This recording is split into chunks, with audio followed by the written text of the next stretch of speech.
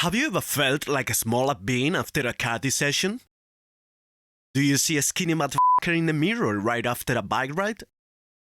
Is cardio actually eating up all your heart and muscle?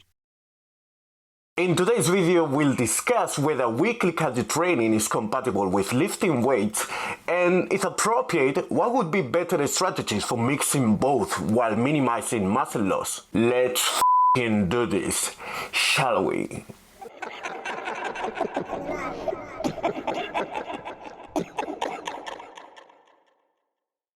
Hello my beautiful friends from the world, this is Mr. Pump from BreakingThePump.com, where I'll help men and women grow muscle, shred fat and awaken vision through my videos and one-to-one coaching.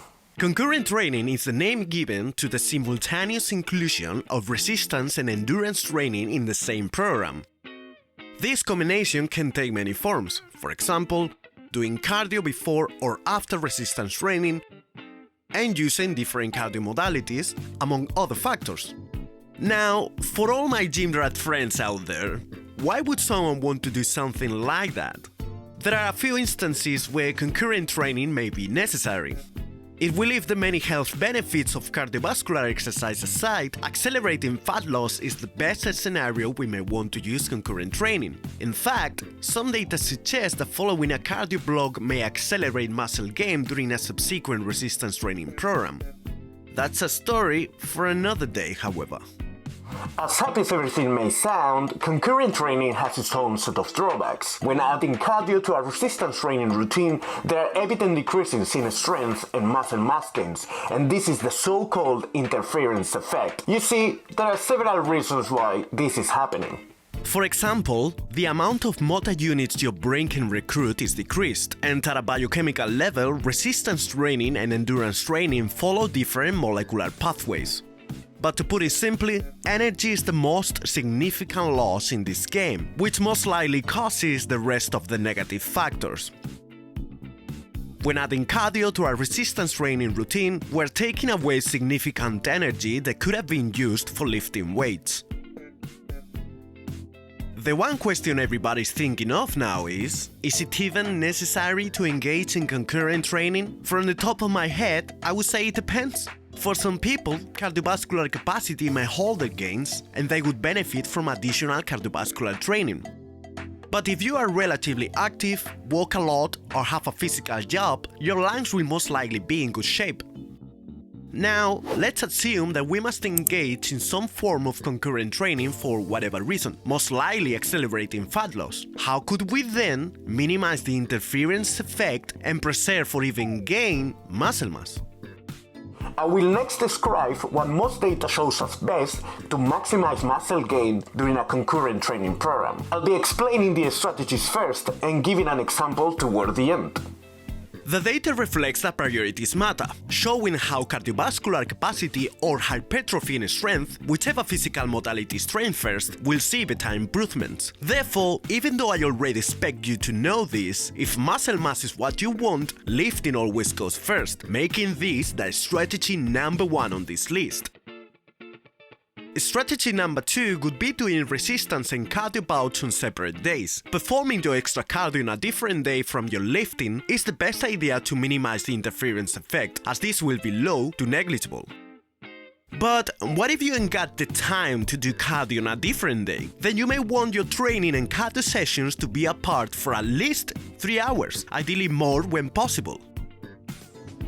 However, despite how many hours apart from your lifting you do your cardio, the interference effect will be quite prevalent if you don't keep the dosage in check. You won't see significant muscle gains if you run marathons during cardio sessions. This takes us to strategy number 4, keeping cardio bouts short, somewhere around 20 to 30 minutes and no longer than 60 minutes consecutively.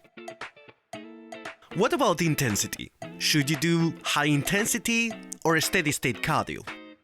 Because of their similar neuromuscular pathways to lifting, the high intensity is the better choice to avoid as much as possible the interference effect. However, in several studies, participants reported high-intensity cardio to be harder to adhere to, perform, and be mentally ready for. Therefore, while it may not be time efficient, a more extended cardio session at moderate intensity may be a better option for many. And last but not least, the modality. Cycling is still above running as the main cardio modality recommendation to minimize the interference effect. Cycling is biomechanically similar to squats and leg presses, whereas running will significantly impact one's recovery due to the eccentric component, which may hamper subsequent training sessions. But it is all a matter of preference and monitoring recovery, in my opinion. With all the information I just vomited for you, how would all this look like in a normal hypertrophy-focused training routine? Let's say we want to lift 4 times a week and do 3 cardio sessions on top of that. However, we can only go to the gym 5 times a week. Then we may want to program things more or less like the picture you see on the screen.